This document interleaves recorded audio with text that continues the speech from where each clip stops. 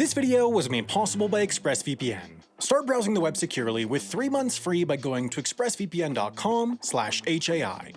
This video was also made possible by me, Sam, a guy who doesn't have a degree in computer science and is just trying his best. You can be Sam's friend for free by commenting below, "Hey Sam, good job on this. Even if a few details were a bit off, you clearly put in a lot of effort to understand a complicated topic, and I appreciate you."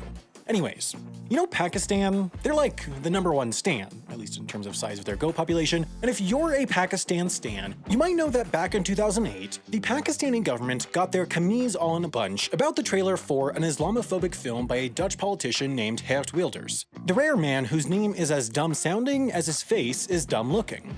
And so, the Pakistani government decided to do the censorship about it, and seeing as the trailer was on YouTube, they took the totally chill, not at all overactive step of blocking all of Pakistan from all of YouTube. The problem was, Pakistan's attempts to block people in Pakistan from accessing YouTube ended up causing YouTube outages for about 2/3 of the world, an area that, and you'll never believe this, is significantly larger than Pakistan. Why? How? What? Who? Huh? Don't worry, we're going to explain. So let's say you need to get to www.spaghettioseatenoutoutofbellybuttons.com. Well, first you'll need to know what IP address corresponds to that website, and that information will be provided by something called the DNS, which I'm not going to explain because I already did a whole video about it, and the only thing we like to repeat on this channel are the jokes. But even once you have that IP address, your computer is here, and the server that hosts that IP address is all the way over here. How are you gonna get there? Well, your computer is directed to the server it needs via BGP, aka Borderline Gate Protocol, aka Big Good Program, which is not its name, but is easier to remember. To understand BGP, you have to first understand that the internet is basically a network of networks. These networks are sometimes called ASs, or autonomous systems. An AS might be an ISP, which is an internet service provider, or a university system of computers, or a government agency's computer system, or whatever. All of these networks are connected together, and, well, that's basically the internet. If you think of all these interconnected ASs as little cities full of IP addresses you can go to, think of BGP as your GPS. It figures out which route you should take through the ASs, the smaller networks that make up the internet, to get where you need to go.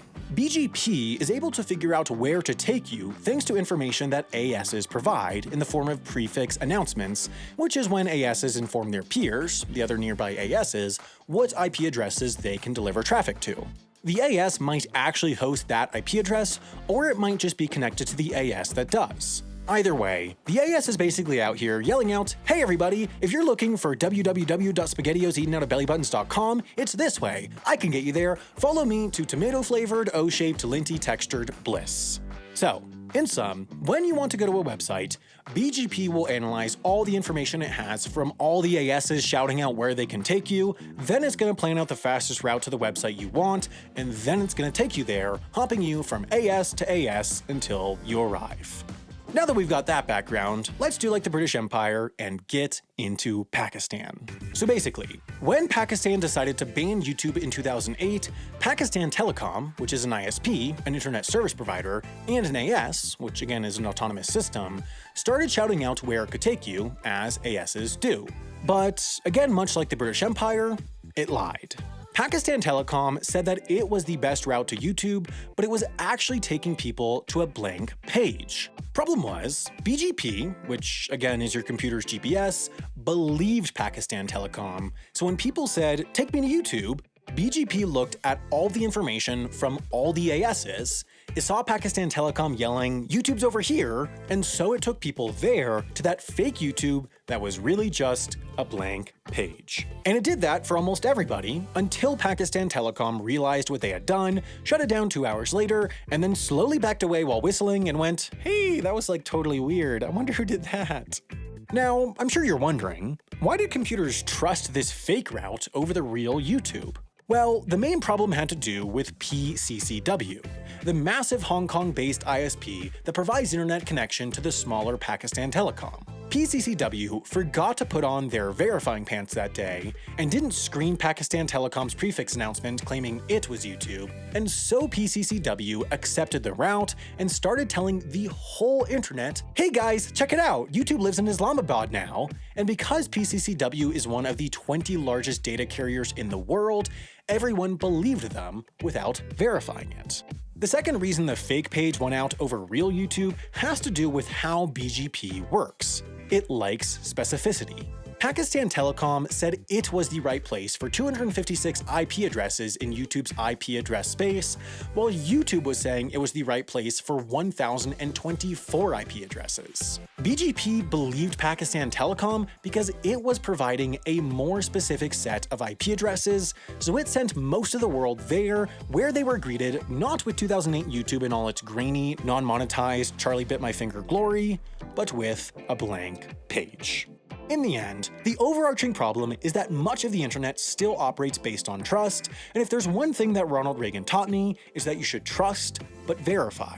The other thing Ronald Reagan taught me is that the rich should get tax cuts, so let's start raising my income bracket by talking about ExpressVPN. Pakistan probably won't interrupt you the next time you're going to get to YouTube, but there's still all kinds of people who might try to watch what you're doing. If you want to be able to browse in true incognito mode, you should use ExpressVPN. Without a VPN, your ISP will be able to see every site you go to, even if you browse in incognito mode or clear your history. And no matter what ISP you get service from, Verizon, Comcast, or BT, most ISPs engage in data harvesting and even sometimes sell your data to ad companies. ExpressVPN encrypts your data and reroutes your connection through a secure server so that nobody, not even your ISP, can see what you're looking at. Plus, since you can choose which country you route your traffic through, you can even get access to sites and streaming content not available where you are, thereby vastly expanding your entertainment options. For example, if you're anything like me and was worried about how you'd get your 17th watch-through done when The Office left Netflix in the US, it's still on Netflix UK. So stop ISPs from looking over your shoulder and expand your entertainment horizons by getting 3 months free at expressvpn.com/HAI.